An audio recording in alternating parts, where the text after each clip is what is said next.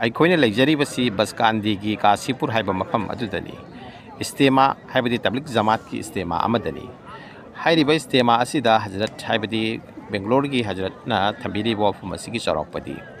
ꯃꯤ ꯑꯃꯒꯤ ꯃꯐꯝꯗ ꯂꯩꯔꯤꯕ ꯅꯞꯁ ꯍꯥꯏꯕꯗꯤ ꯃꯁꯥ ꯑꯁꯦ ꯅꯨꯡꯒꯤ ꯏꯟꯁꯤꯟꯕ ꯃꯁꯥꯒꯤ ꯅꯨꯡꯒꯤ ꯑꯄꯥꯝꯕꯒꯤ ꯃꯈꯥ ꯄꯣꯟꯈ꯭ꯔꯕꯗꯤ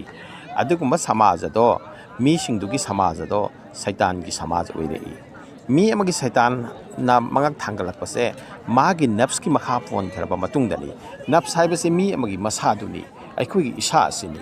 ꯏꯁꯥ ꯑꯁꯦ ꯊꯥꯛ ꯑꯍꯨꯝꯗ ꯂꯩ ꯍꯥꯏꯔꯤꯕ ꯊꯥꯛ ꯑꯍꯨꯝ ꯑꯁꯦ ꯀꯥꯈꯠꯄꯒꯤ ꯁꯦꯡꯇꯣꯛꯄꯒꯤ ꯂꯝꯕꯤꯅꯤ ꯈꯨꯗꯝ ꯑꯣꯏꯅ ꯑꯍꯥꯟꯕ ꯑꯩꯈꯣꯏꯗ ꯂꯩꯔꯤꯕ ꯅꯞꯁꯀꯤ ꯃꯑꯣꯡ ꯑꯁꯦ ꯅꯞꯁ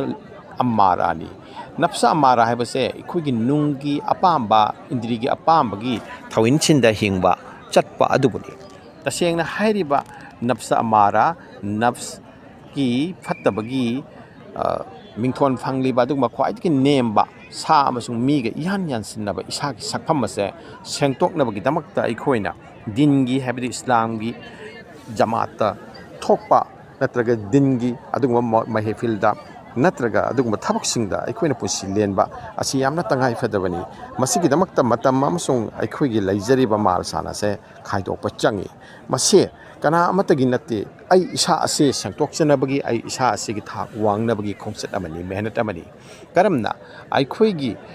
अदुगुम्बा नुंगी ओइबा इंसनबा नफ्स अमारा ख्वाइदगी नेमबा थौइनसिन पीरिबा अदुगुम्बा इसा असे असिगी समाज असिदी सैतानगी समाज दौना मसक लौरकनी इसा इसागे अपामबद चतप समाज अमा ओइरकनी इसा इसागे अपामबद चतप समाज अदुदी इसा इसागे अंगम तानबा समाज अमा ओइरकनी अदुगुम्बा समाज अदुदी मीगी सकफमदी लौरगा मीगी समाज दी मालगा सागी समाज अमगी मसक लौरकनी मसी अतै अमत नत्ते इसागी सैतानगी सकफम लौरिबा नफ्स असे मसिना मंगक हाइगलकपनी अमसुंग मसिना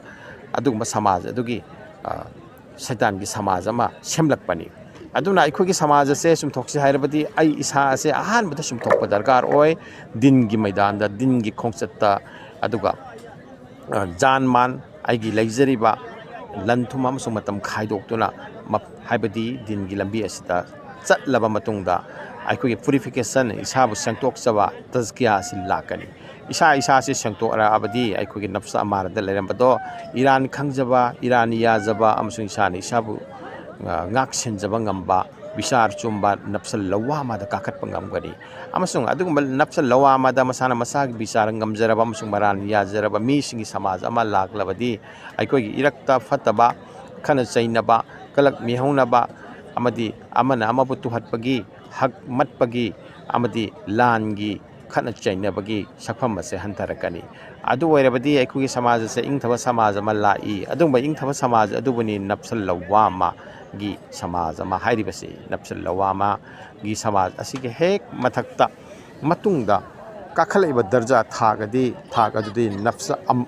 हाइबदि नफ्स मुतमाइना हाइबनि इंथबगी समाज हाइबनि इसाना इसागी ईरान याजरबा अमसुंग इसाना इसादा हन्ना यंगसिनजरबा सिंगना मसाबु इंथबगी थागता फुरई अमसुंग मसागी इंथबगी थागसे कोज इन द इफेक्ट हाइरगदि ईरान से सिदगी हिंगलबा दोष गुण चेंद्रबा अफबगी फल अफबना फंगलबा कर्मगी फल अदो अफबंगक्ता ओइरबा अदुगुम्बा समाज अमनि अदुगुम्बा समाज अदो पुरकनबगी दमक्ता इखोइना दिनदा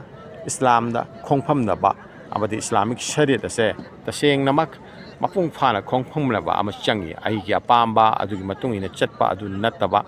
आइगी अपाम्बदु थमलगा अल्लाहगी अपाम्बदु